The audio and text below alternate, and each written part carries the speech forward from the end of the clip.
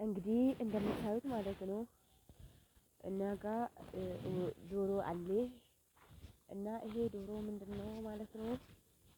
አሁን ምግብ ነው የሚፈልጉት እንደዚህ በር ላይ ነው የሚጠብቁት። ሀራም እኔ ግን እነሱን አስገብቼ ሊዘጋባቸው ነው። እነሱ ግን መጣ ብሎ እየጠበቁ ነው። ወደ 15 ነው እንቁላል የሚያደርጉት ሴቶች ነው የሚባለው እና እንደዛ ነው። ከዛ ወንዶችም ከስንት በላይ አሉ መሰላችሁ?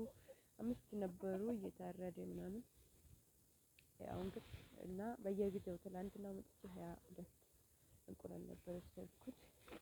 የሁለት ቀን ምናምን 30 ነው የሚሆነው እና አንዳንዴ በጋ ላይ አሁን በጣም ነው የሚያስቸግሩት እንትን ይላሉ።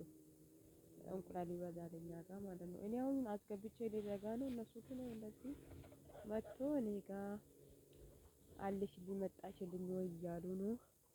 ስለዚህ ተለማምደናል ማለት ነው። ሀራም እንጂ የሚጠብቅ ግቡና ተኙ እንዴት ትላላችሁ? ልጆች ይሆን ራሱ ያሳዝናል አይደል? እንደዛም ያሳዝናል የምር እና እንደዚህ ከእጅ መብላት የለመደ ሰው ሁሉም ከእጅ የሚሰጥ ነገር ነው የምፈልገው። በዚህ ውስጥ ግን ምን ትማራላችሁ መሰለኝ? የምትሰጥ ሰዎች ሁሉ ጊዜ ሰው ከእናንተ የሆነ ነገር መቀበል ነው የሚፈልገው እንጂ መስጠት ወይም ደግሞ የሆነ ነገር ለእናንተ እንትን አይደለም። ግን ሀታ እንስሳ በቃ እኛ መስጠት ከለመድን ከኛ የሚበሉት ከኛ የሚፈልጉት ነገር ለማግኘት እንደዚህ ነው የሚጠብቁት። አንዳንድ ሰዎችም እንደዚህ ነው። ይሄ ያልገባቸው ሰዎች ሁሌ ከሰው መቀበል እንጂ መስጠት የማያውቁ ሁሌ በቃ መንገድ ላይ የሚጠብቁ እና መንገድ ላይ ስላችሁ እንደዚህ መውጫ መግቢያ የሚያሳጡ ሳይሆን ብቻ ግን አለ አይደል? ወደ ህይወታችሁ ሲመጡ ወደ እናንተ ሲመጡ ምንድነው እንትን ነው አሁን ተስፋችን ቆርጦ ወረዱ ከደረጃ እና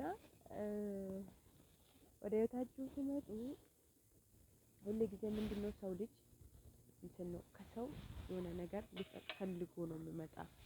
የሆነ ነገር ሳይፈልግ የሆነ ነገር የሚያስፈልግ ነገር ሁሉ የሚያሞላ አንድ ፍቅር የሆነ አምላክ ብቻ ነው።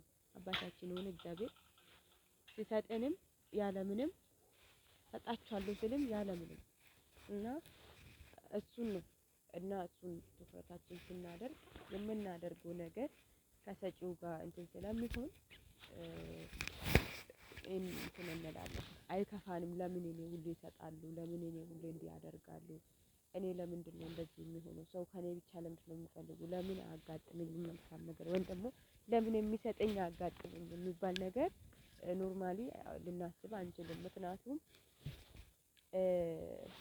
እግዚአብሔር አምላካችን ክርስቶስ ኢየሱስን ሰጣችኋለሁ ወዳችኋለሁ አለና ከዛ የሆነ ሰዓት ላይ ፍቅሩን ሊገልጽ ስለፈለገ ምን አደረገ? ልጁን ኢየሱስ ክርስቶስ መስቀል ላይ እስኪወጣ ድረስ መውጣቱ ብቻ መሞቱ ብቻ አይደለም። አሟሟቱ ያማል፣ እንደዚህ ያማል በአፍ የሚገለጽ አይነት ብቻ አይደለም። ግን ምንድነው በቃ ወዳችኋለሁ ብሎ በዛው እንትን አላለም። እጁ ላይ የገባው ብስማር አሁን የምንጠቀመው አይነት አይደለም።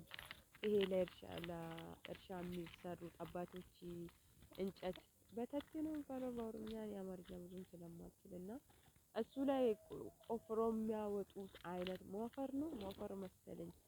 እንደሱ አይነት ሆኖ ወፈር የሚለው እና የድሮ ባልተሰነጠለ ጊዜ ስለነበረ በዛ ነው እና እስኪሞት ድረስ ክርስቶስ እስኪሞት ድረስ ምንም ነገር እንትን አላደረገም። ማለት አንዳንድ ጊዜ መጽሐፍ ቅዱሳችን አንዳንድ ታሪኮች ሲያስረዳን ያኔ በዛን ዘመን ሰው እንደዚህ ኃጢአት ሰርቶ የሆነ ነገር ተገኝቶበት መሰቀል ካለበት ምንድነው ይላል እንትን ነው የሆነ መራራ ነገር ያጠጣሉ እንዲደነዝዙ እንዳያመኑ። ጌታ ኢየሱስ ግን መራራችን እንደው እያየ ነው የጠጣ ስላችሁ ከነኚህ ሰው ሰራሽ መራራውን አልጠጣም። ጠጥቷል እንደዚህ እንደ ማንኛውም ሰው አይደለም። አሟሟቱ ምንም ነገር ሳይቀምስ የኛ መራራ የኛን ችግር የኛን መከራ የኛ የዘላለም ሞት ከህይወታችን በቅዱሱ ደም ላጥብ ሲል ምን አደረገ? ያ መራራውን ከሰው ሰራሽ መራራውን ሳይጠጣ ህይወታችን ሊያድን ሲል እንዱ በቃ ነፃ እንዱ እያመመ ነው እና ስለዚህ እንዲህ ነው አባታችን እግዚአብሔር ወዳቸዋለሁ ሲል ያው ገቡ ወደ ክላሳቸው። ደስ ይላል። እየዘነበም ነው። ስለዚህ ነው የገቡትና አባታችን እግዚአብሔር ወዳቸዋለሁ ሲል አንደኛ በኩር ሆኖ ልጁን ኢየሱስ ክርስቶስን ሰጠ። ኢየሱስ ክርስቶስ ደግሞ እኔ በቃ ወዳቸዋለሁ ሲል ደግሞ ራሱን ሰጠን። አልሰጠንም፣ ራሱን ሰጠንና ስለዚህ በመስጠት መስጠት ስናስብ ሰጪው እግዚአብሔር ስለሆነ ስንሰጥ ለምን አልተቀበልኩም አይባል። ልክ አሁን በር ላይ ጠብቆኝ ሲያቅታችሁ ተመልሶ እንደሄዱ አይነት ሊያጋጥማችሁ ይችላል። ምክንያቱም አንዳንድ ሰው መቀበል የለመደ ሰው መስጠት ስለማያውቅ ያ የሚቀበለው ነገር ሲጠፋበት ይሄዳል ወደ ሌላኛው።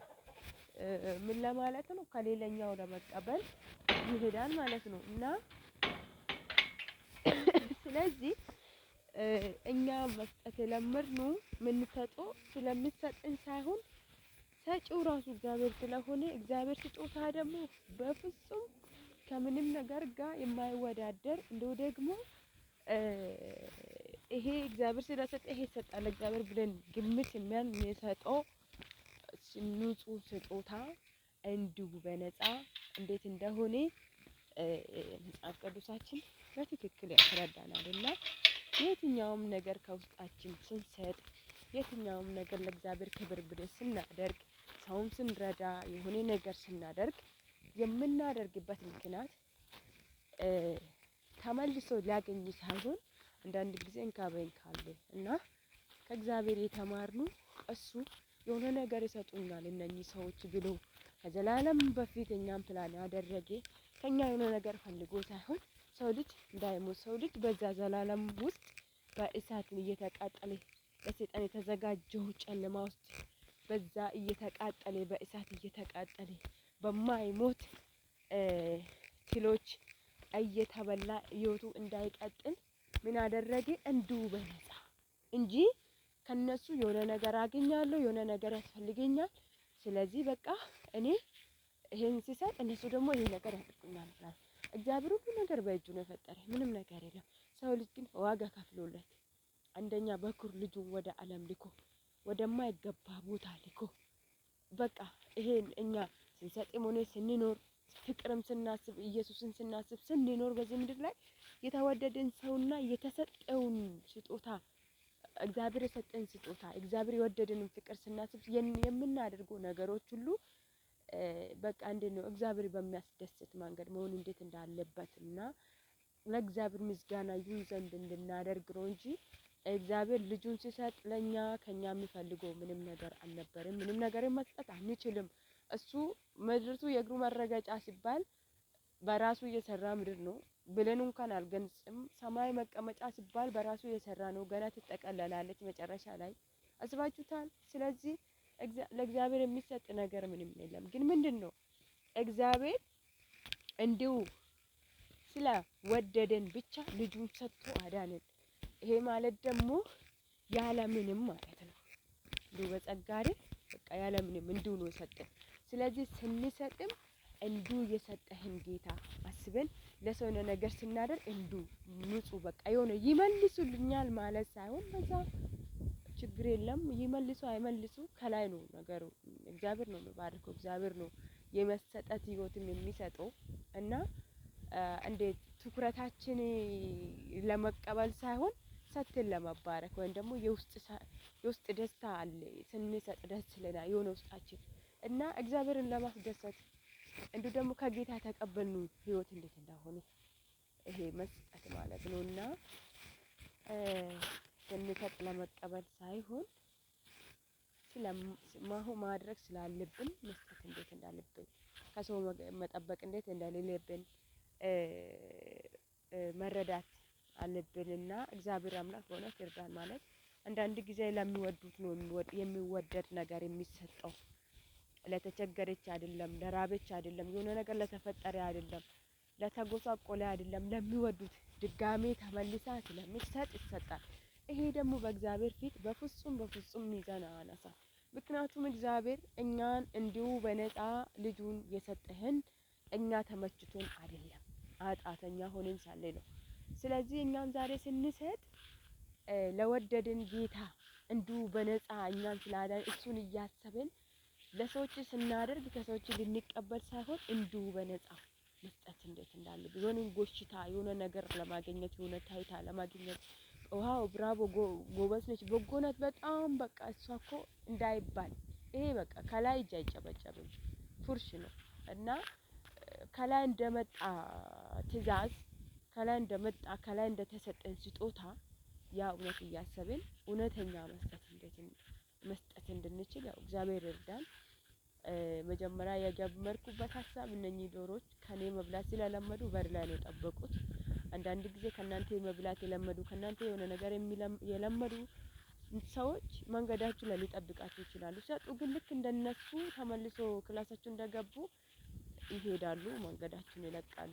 እኛ ግን ስንሰጥ እነሱ መንገድ ላይ ስለሚቆሙ ስጥ ስለሚሉ ሳይሆን መስጠት ስላለብን ከውስጥ የሆነ መስጠት እንዴት እንዳለብን እና ደግሞ መፈለግ እንዴት እንደሌለብን ሰተኑ ምላሽ አጣን ብለን የምናቆም ሳይሆን የሚቀጥል መሆን እንዴት እንዳለበት እና በዚህ ምክንያት ገብቼ ነው ጌታ ኢየሱስ ሲሰጠን ለኛ እግዚአብሔር ከኛ የሆነ ነገር ፈልጉ ወይም ደግሞ የሆነ ነገር ይሰጡኛል በቃ እሺ ችግር የለም ብሎ አይደለም ያቀናል። እንኳን ለሱ መስጠት እኛ የማንገባን ሰዎች እንደሆነ እግዚአብሔር ያውቃል። በአዳም ምክንያት ማለት ነው ሞታን ስለነበረን ሽታችን እንኳን ለእግዚአብሔር ለራሳችን ራሱ የማይመች በጣም የቆሸሸ የወደቀ ማንነት የነበረ የቆሸሸ አእምሮ የሞተ መንፈስ እንደነበረ እግዚአብሔር ያውቃል።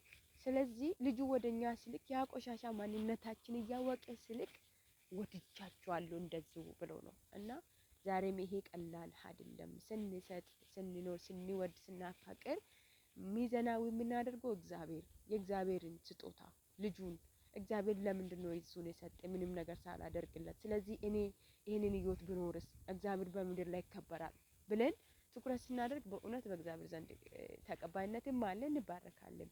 ተባረክ። ወዳችኋለሁ። ሰኒ ቲቪ ነኝ። ጌታ ከእናንተ ጋር ይሁን። በእውነት መስጠት እግዚአብሔር የመስጠት ህይወት ያብዛልን። ሰጥተን ከሰው የምንቀበለው ሳይሆን ወይም ደግሞ ከሰው የምንጠብቀው ሳይሆን በቃ ተሰጥቶ እንዲሆንልን መሰጠት እንዲሆን እግዚአብሔር እርዳን። ተባረክ። ወዳችኋለሁ። ሰብስክራይብ ሼር እያደረጋችሁ ላይክ እያደረጋችሁ ቤተሰቦች ሁኑ። ወዳችኋለሁ። ጌታ ከእናንተ ጋር ይሁን። ሻሎም